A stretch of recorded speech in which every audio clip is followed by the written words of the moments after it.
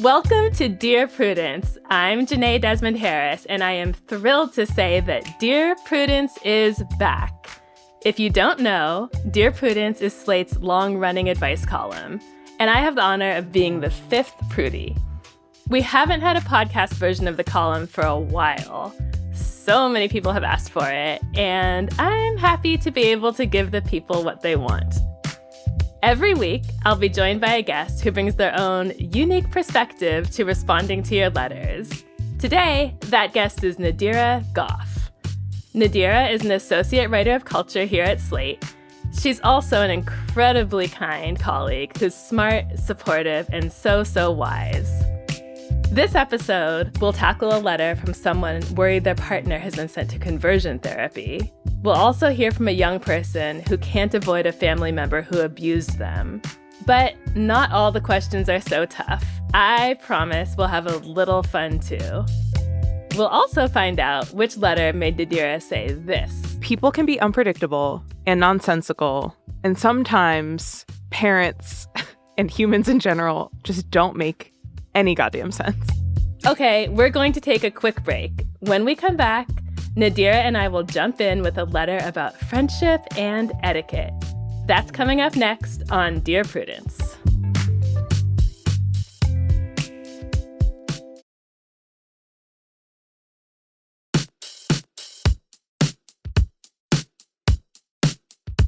Welcome, Nadira. Thank you so much for being here. Thanks for having me. So you are a wise colleague who I'm really happy is here with me today because I got the sense that some of our letters were from younger readers. And I consider you to be a wise colleague who happens to be on the younger side of things. Thank you. That's really great to hear. You know, I try to do the best that I can given the age that I am, which is something I cannot change about myself. So I like that it's going well, you know. Well, I've done Uncensored with you before, where we've discussed a letter between just the two of us. And I also always think you're super compassionate, maybe even 5% more compassionate than I am. No, not possible, not possible. Whenever I give advice, I'm also giving advice to myself, which I don't follow, but it's nice to give it, you know? And like you've said to me before, it makes you feel important, right? Yeah, it does. It makes me feel important and like I have control over at least something, or that I can be helpful in at least some way. So we're both going to feel better after this conversation, regardless of how it comes out. Gosh, I sure hope so. Ready to dive into some letters? Yeah, let's do it. This letter writer signed off, Annoying in Love. I have a small but strong social circle. We're all in our mid to late 20s. One of our friends, Jack, has struggled a lot with mental health issues in the past, but is actively working on becoming better. He announced that he was seeing someone, Lucy, and we were all excited. Since announcing that, he seemed happier and generally healthier, and we're all happy for him. He brought Lucy to one of our recent weekly board game nights, and we finally met her. I'm a lesbian, and I'm not sure I would go for Lucy, but it's obvious that Jack and Lucy are very much in love. It's a bit annoying, actually. Half of the conversation between or during the games was Jack and Lucy one-upping each other with compliments. They're both really into classical music and detective fiction, and we couldn't talk about music or anything tangentially related to murder all night without one of them going on a winding tangent to prove how good the other one was at music or deduction. One of the board games we played was a cooperative board game where everyone's on the same team, and it kind of felt like they were playing the game on a different planet to the rest of us.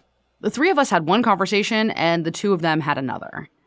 Jack and Lucy kept doing this thing where they celebrated every small victory by touching noses for a minute, which looked ridiculous. And they held it so long that his glasses created a mark on her forehead above her glasses every time.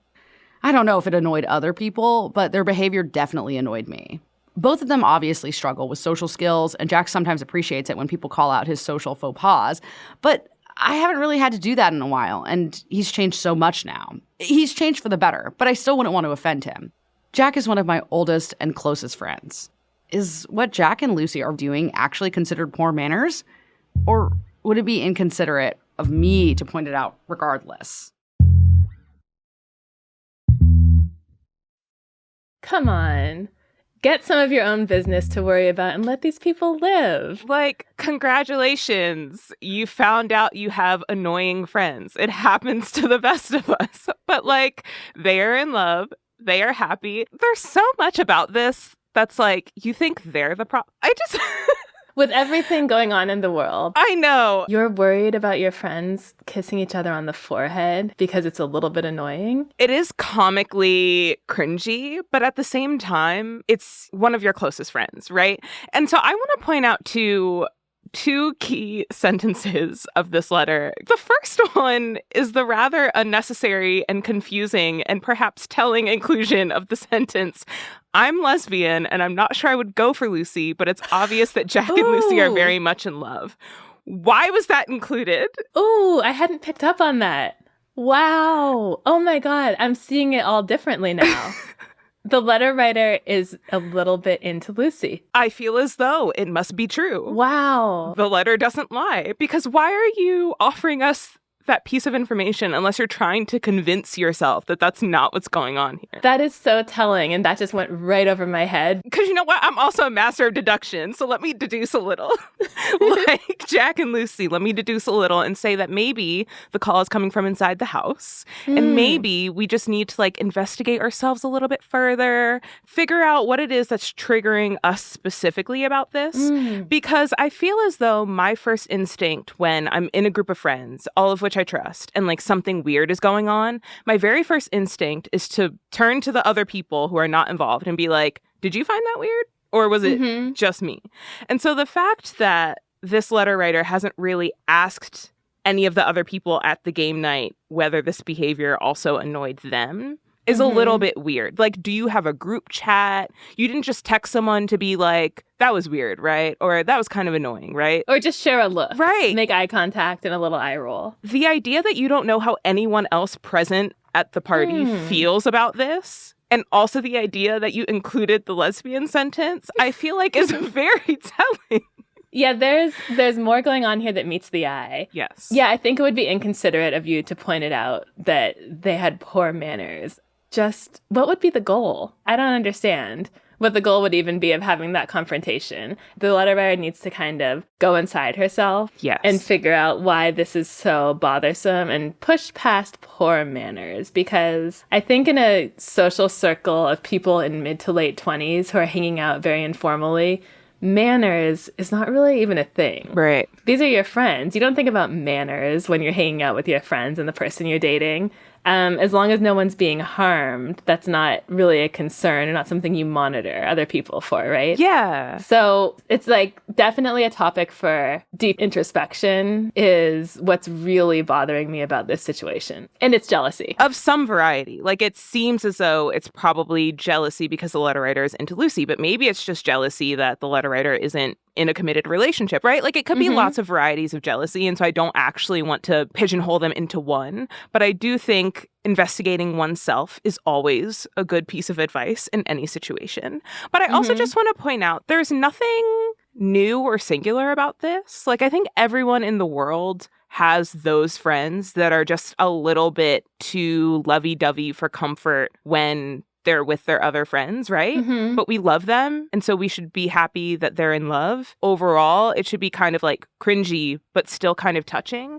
And I feel as though if you're not feeling that, like if you can't get to that leap of like, I care about this person and seeing them in love makes me happy, then there's definitely some investigating that needs to go on. Shout out to Jack and Lucy, man. They're just trying to make it. It's hard out here. I'm happy for them, and I would like the letter writer to get some other business to mind. Yeah, write back to us when you figure out what's going on there. Inquiring minds would like to know. I think we did a pretty solid job on that. Let's take a quick break and come back. Yeah, I think I'll be thinking about that letter for forever, but I could use a break too. This podcast is brought to you by Progressive Insurance. Whether you're driving, cooking, or doing laundry, Progressive knows the podcasts you listen to go best when they're bundled with another activity, much like how their Progressive home and auto policies go best when they're bundled. Having these two policies together makes taking care of your insurance easier and could help you save too.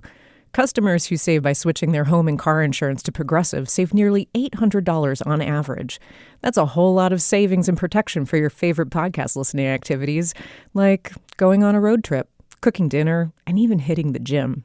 Yep, your home and your car are even easier to protect when you bundle your insurance together. Find your perfect combo. Get a home and car insurance quote at Progressive.com today. Progressive Casualty Insurance Company and Affiliates. National average 12-month savings of $793 by new customers surveyed who saved with Progressive between June 2021 and May 2022. Potential savings will vary. Hey Prime members, did you know you could be listening to this episode and all episodes of Dear Prudence ad-free? Avoid the ads and start listening today by downloading the Amazon Music app. Can't get enough Dear Prudence? Then you should definitely join Slate Plus, Slate's membership program. You'll get to hear me answer an extra question every week just for members. With your subscription, you get ad-free listening across the Slate network and unlimited reading on the Slate site, including all Dear Prudence columns, past and present. Go to slate.com/Prudie Plus to sign up. It's just $15 for your first 3 months. Again, that's slate.com/Prudie Plus. Okay, welcome back to Dear Prudence. Hope you're well rested from that break and ready to sort through these letters with us. Nadira, I have to say, I'm so happy you're still here with me because the questions get a little more intense from here on out. I'm also still glad I'm here, but I think I'm going to put on my thinking cap for these. Okay, let's dive in. This next letter is called Partner Might Be in Conversion Therapy. I don't even know if this is the right place to ask for help, but I'm trying everything I can. To sum it up, me and my partner have been together for 6 months, and it's been one of the happiest times of my life. Their mother is very Christian and disapproves of our not hetero relationship, but hasn't made an effort to fully separate us. Until now. We called yesterday and everything was fine. They mentioned that all their siblings were going to be away at various things for the week, and that they were looking forward to the alone time. Today is our 6-month anniversary, and I was so excited to message and celebrate. However, this morning I received a message from their mother, using their account. She told me that they will be away at a wilderness therapy program for at least 4 months, and that they will not be able to contact me in any way during this program. I tried to get more information without upsetting her, but all she would say is that my partner is doing great, and that it's a great program, and that I should talk with a therapist about my feelings on this. Prudie, I'm so shocked and angry and upset, and most of all, absolutely terrified for their safety. Is this program some form of conversion therapy? And even if it isn't, will they make it through this okay? My partner is one of the strongest people I know, and they have already been through so much in their life. They struggle with their mental health, but have been doing really well recently and don't have any behavioral issues or addictions that would warrant being sent away for so long. I am utterly lost as to how I can help them and get through this myself. 4 months means they won't be back at classes with me this fall, only 36 more days until we thought we would be able to see each other again. I know wilderness therapy and other correctional programs kidnap their patients from their homes with no warning, and that this is all perfectly legal. We're both still minors and I'm not entitled to any information about their safety. So what can I do? How can I make it through this? And more importantly, how can I keep any faith that they will survive this too? I feel so helpless and numb. So, Nadira, I can see on Zoom, I'm over here with my head in my hands. Yeah. I don't know. Please tell me you have answers. Okay. The first thing I want to say is that the letter writer is correct in thinking that something really fishy is going on here. First of all, calling it a wilderness therapy program instead of just like wilderness outdoorsy camp is very telling. So I'm not going to say that this is or isn't conversion therapy because at the end of the day, we do not know. But I do want to point out that there are plenty of other ways that this could have been presented to the letter writer, and it was presented as wilderness therapy in which the letter writer's partner could not reach the letter writer for at least 4 months. And that to me does sound very non-consensual and just very, very... Even if it's not conversion therapy, even if it's wilderness therapy for run-of-the-mill straight bad teens, it's horrible. It is horrible. Just the idea that you cannot reach this person is very, very concerning. Additionally, the idea that the mother of the partner personally reached out to you and suggested that you talk to your therapist about this, I think is also incredibly concerning.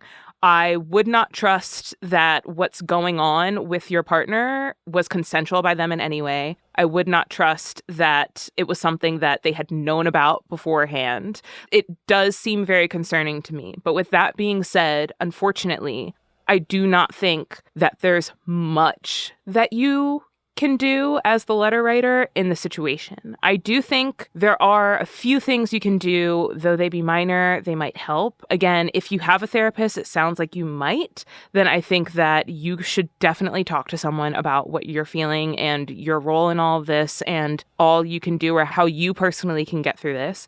I think you should talk to your family and your parents. And I think you should maybe talk to any other adults who are not minors who could potentially find any information about what camp this is, where your partner was sent, like literally any information. Again, there is a circumstance in which this is legal, but that doesn't mean that there's not more information that you could find out about this if you are also working with someone who's not a minor, someone who's an adult. And so I feel like talking to the people who you know, who you trust about what's going on and seeing the ways in which they can help you is maybe the first place to start. But like, I don't know where to go from there. Like, people can be unpredictable and nonsensical, and sometimes parents and humans in general just don't make any goddamn sense. As you were talking, it occurred to me that I think probably the best thing the letter writer can do for their own mental health, just to feel productive during this time and to help their friend, is to make a really good plan to support them when they get out. Yeah. So to me, that would involve trying to reach out to people who have been through conversion therapy. And I haven't checked, but I feel confident that there are like groups and organizations and support groups and people who have written articles and have online communities. Find those people, talk to them, and ask them what your friend is going to need when they're finally freed from this awful place. And when they get out, have people lined up. So a mentor type figure, someone around their age who's been through something similar, a therapist who's affordable and accessible to them, and a group of friends who have come together and made a plan for how to support someone who's been through something that I'm pretty sure is really terrible and hopefully will not, quote unquote, work. I think that that's great advice. I would also advise to maybe write down everything. I feel like this is a time in your life where you should be writing down everything. The letter writer should be writing down exactly what was said to them by the parents of their partner, all of the sort of behavior from the last time they talked to their partner to the radio silence now, everything that they were told, any information that they can gather, but then also how they're feeling, what they're doing, what their sort of day-to-day has been like, any big things that have happened or will happen during this time. I think that not only would it be helpful for the letter writer just to sort of have something to do and have some sort of documentation, but there could be a situation in which this documentation is also useful to your partner once they make it out of whatever situation it is that they're in. And I think it would be so helpful for their partner to know when they get out that people were thinking about them during this whole time and they weren't forgotten. I kind of want to address the last question, the more importantly, which is how can I keep any faith that they will survive this too? The one thing about faith that's like really freaking annoying is that there is no like how. You kind of just have to have it. You just have to find it. You just have to summon it from somewhere. And it seems as though if you're strong enough to write this letter to us, and if you are strong enough to worry about this person and to try everything you can, like you said you were doing, and if you're strong enough to reach out to all these people in your life and get all this information, then I think you are strong enough to be strong enough for the both of you until your partner makes it out of whatever situation that they're in. I don't think it will always be easy. I don't think it's easy at all, actually. But I think that it's maybe important. And I think that it's something that you're capable of. But I don't think that there's one answer to how to keep your faith in any situation. But what I can say is that it seems like you're capable of keeping it and of having it. And you're already making good steps, which is asking for help. And so I want to encourage you to be strong and to keep your faith and to just try and make it through these next 4 or so months while you sort of figure out what else you can do.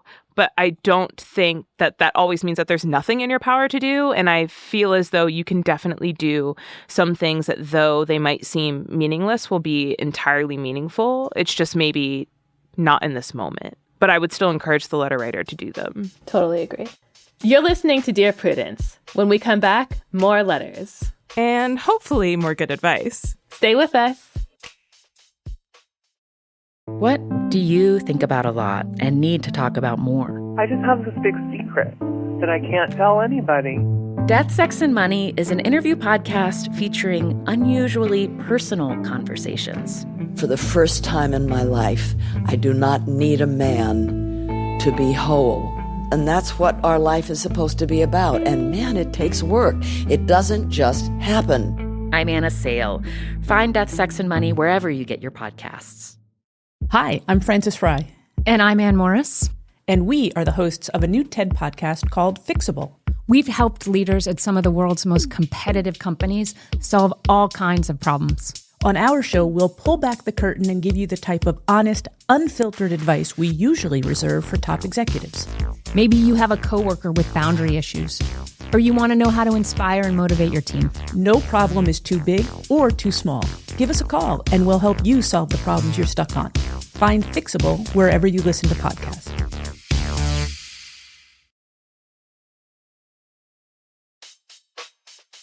Welcome back to Dear Prudence.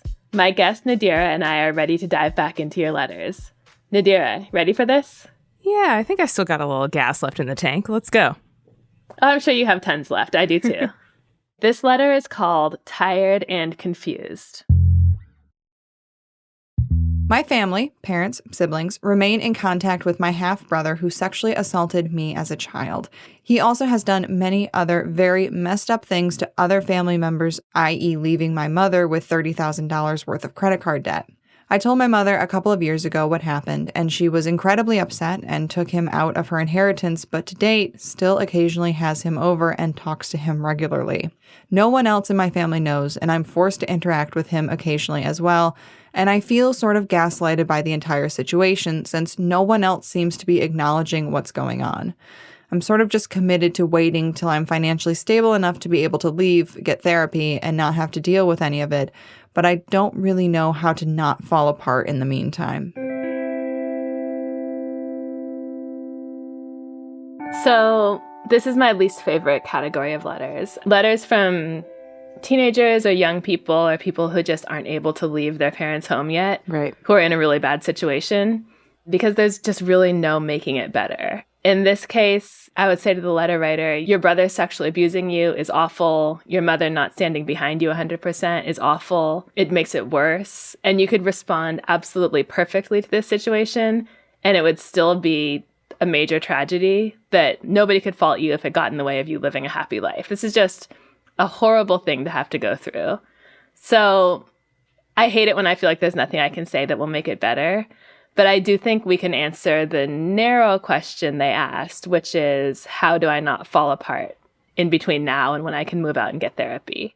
Yeah, I was wondering around what age the letter writer is. I feel like if they're still, let's say that they are not yet in college and that they are perhaps in high school, I would encourage them to do multiple things. I would encourage them to spend as much time with their friends and at their friends' homes as humanly possible. All of my friends in high school, we kind of just hung out with each other at each other's homes at various points. And so I feel like there's an easy way to do that without actually explaining what's going on at home if you don't want to. But I also think that maybe you should, and that maybe you should talk to your school guidance counselor or therapist and see what sort of advice that they have to offer, and what sort of therapeutic services that they can potentially give, even if it's not, above the board like therapy, even just talking to your guidance counselor at school. Hopefully they could be helpful. Hopefully they can help mitigate some of the confusing feelings you're having about having to go home every day. I want to make one thing clear, and I want that to be that what is going on is not okay. Like I really want the letter writer to know that their family not supporting them, and also that them still having to talk to this half-brother occasionally and pretend like nothing happened is incredibly traumatic. It's not okay. And I want them to know that that's true, right? Like, I don't want them to second guess their parents' behavior, their family's behavior. Like, it's actually just not helpful to you. And I personally don't think it's okay. But I do think that there are hopefully maybe other resources out there at school or with your friends or with your friends' parents that, you know, you could maybe talk to help get some advice, or even just to have a home away from home, even if it's just for a little while, if things get too heavy. Like, if you need to avoid those bigger family dinners where you have to pretend that everything's okay, then maybe have dinner at a friend's house. Or, you know, like, if there's any way for you to remove yourself from the situation, I would see if you could take it. But I also understand that it's not a solid, permanent solution. And like you were saying, it's just like, it's all just incredibly horrible. People can't see, but I was nodding vigorously when you suggested talking to someone. And I love what you said about a guidance counselor or a friend's parents. Yeah. Because I was thinking, well, try to find, you know, free or sliding scale therapy, or use one of those text message therapy services. It's more affordable, but I know how hard that is. I have pretty good health insurance, and I can't find a therapist who's someone who looks like a person I would want to speak to and has availability and takes my insurance. It's so, so hard. Yeah. So I love the idea of a guidance counselor if the letter writer is in high school. And friends' parents are such good resources. I think a broader piece of advice I would give to anyone in high school or college is get to know your friends' parents. Yeah. Even if you aren't going through a hard time, they can be such wonderful people to have in your life and just sort of enrich your community with people who aren't your parents, but have that wisdom and sort of care for you. So I think that's wonderful advice. And more broadly, I want the letter writer to not let this become a secret or a source of shame. Yeah. So I really think that they should just air this out completely. By that, I mean, tell your mom explicitly that you don't want to interact with him. Tell other people in your family what happened. Yeah, I agree. But I think the letter writer can take some power back by not being bullied into keeping this secret along with the rest of the family, or acting like it didn't happen along with the rest of the family. If you feel at all comfortable, tell a trusted friend. I just think there's something very powerful about not holding this inside. Yeah. Because when you hold something inside, it can start to feel like it's your problem. And it's not. So I want them to sort of create a narrative about their own life that a terrible thing happened to me that was really unfair. And I'm going to try to heal and get past it, rather than, you know, I'm not allowed to speak about it, or I just have to endure this. Or this is something that I have to deal with and solve, right? Like, that's just not the case. I don't even really see them speaking to anyone else about it as an option here. And I just want to plant that seed that you can say, Mom, I told you this and you didn't change anything. Can you stop having him over? Or I will be leaving when he comes over. Right. And I also think the brother needs to be spoken to. I think a good way to sort of bridge this time when the letter writer is still at home and has to deal with it is to start a letter to the brother about what he did and how painful it was and how they won't be having a relationship with him anymore. And just have the draft, you know, in Google Docs or whatever, and be ready to deliver it or send it when you move out. Because you don't want to have to deal with any aftermath if it's bad. Yeah. This is what I always do when I'm miserable at a job. The minute I get into my head that I just do not want to work there anymore, or, you know, I hate my manager or whatever, I'm writing my resignation letter about everything and how terrible it is. And every time something happens, I'm putting it in that Google Doc. I never send it, obviously, but it makes you feel better at the time to just sort of be getting the feelings out of your head and onto paper. Yeah. So I would really suggest that. And, you know, when it feels safe, consider having an actual confrontation with him, because he's living his life very peacefully and you're not, and that's not fair. It's not fair. And I really love the idea that you suggested of writing a letter that you'll never send. I do think that that's just always, in any situation, sage advice. The one thing that I also want to expand upon that you mentioned earlier is that I don't know if you're the same, Jenée, or if the letter writer is the same, but I have a humongous family. I have a huge family. And I love them all to death. And one thing that I am consistently realizing as I'm getting older is that, like, this is not just my aunt. This is not just my cousin. This is a person who has lived a life, who has lived experiences that could relate to mine in a way that maybe my parents don't, or in a way that maybe my siblings don't.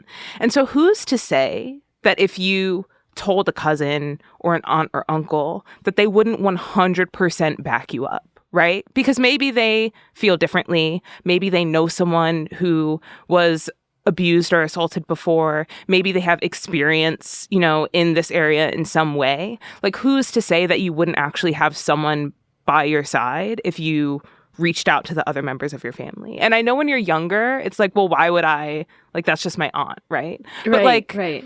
You don't know the life that she's led or the friends that she's had or the situations that she's been in or had to mediate herself already. And I think that that's true for like every member of your family, the same way that it's true for yourself.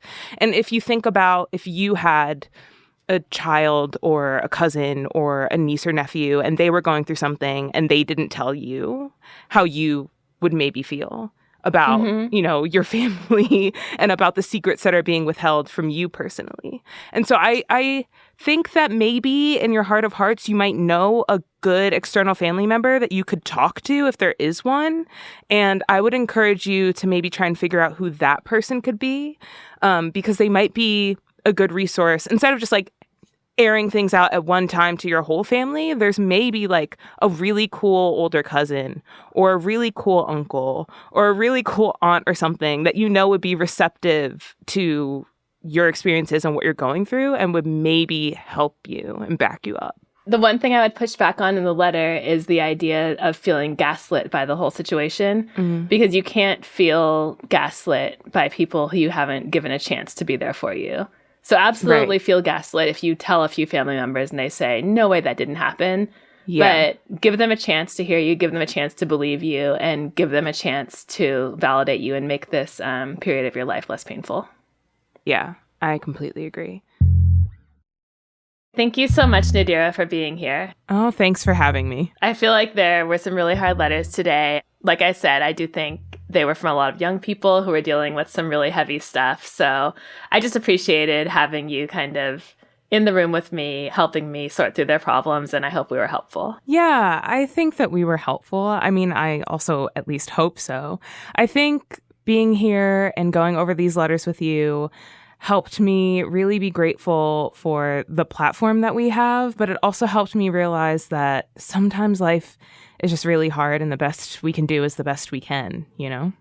Absolutely. Well, I know we'll have you on again because you always help people do their best a little better in this hard life. Oh, thank you. That is so sweet. I'm going to go cry now. Okay.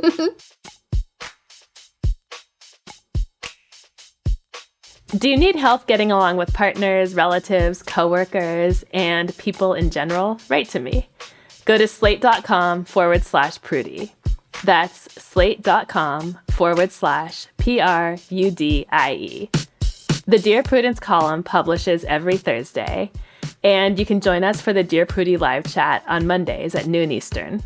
If you would like to hear your question answered on the podcast, we are looking for letter writers who would be comfortable recording their question for the show. You can stay anonymous. Dear Prudence is produced by Kayla Lattimore. Editorial help from Paola De Verona and Se'era Spragley Ricks. Daisy Rosario is senior supervising producer, and Alicia Montgomery is Slate's VP of audio.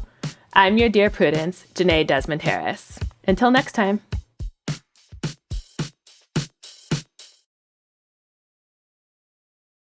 Still not sure if you want to join Slate Plus? Here's a taste of the great content made just for members.